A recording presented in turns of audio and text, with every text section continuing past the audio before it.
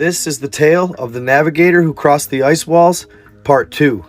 The story begins with a group of men who fought for the Continental Navy in the Revolutionary War.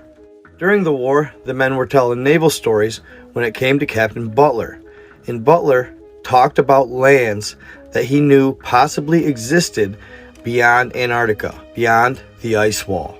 Upon hearing these stories, the men were captivated, and as a group, they decided to pursue these lands after the war. Shortly after General Cornwallis surrenders in Yorktown, one of the men on the crew, named William Morris, decided to buy one of the naval ships. And this is the ship that they'd use on their epic adventure, and wasting no time, they'd set sail in November 1781.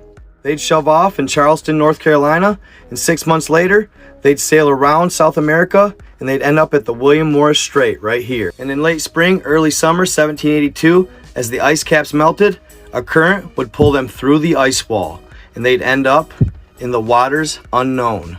The water was like nothing the men had ever seen before. They were so deep, they were black. After successfully navigating one of the summer gates, Captain Butler was getting ready to have a word with the men, when one of the sailors quickly descended from the crow's nest, yelling, "They're coming towards us! It's something gigantic!" As the crew redirects their attention towards the horizon, his feet hit the deck with a thud. The crew immediately notices a massive ship, and it's closing in fast. The craft was the likes of which nothing the crew had ever seen. It was made from a material they didn't recognize, and it was black as night. Their hearts pounded with fear as the unknown approached, but all the owner of the ship, William Morris, could think about was that their trip was going to be ended abruptly. We made it this far only to get cut short, he thought. But then Captain Butler reassured them that everything would be all right.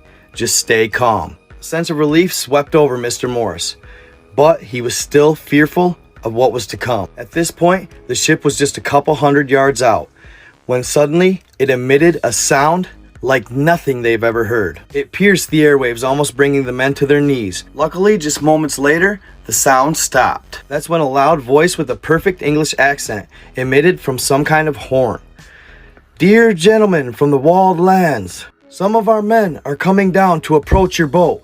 Please remain calm, as we will do you no harm."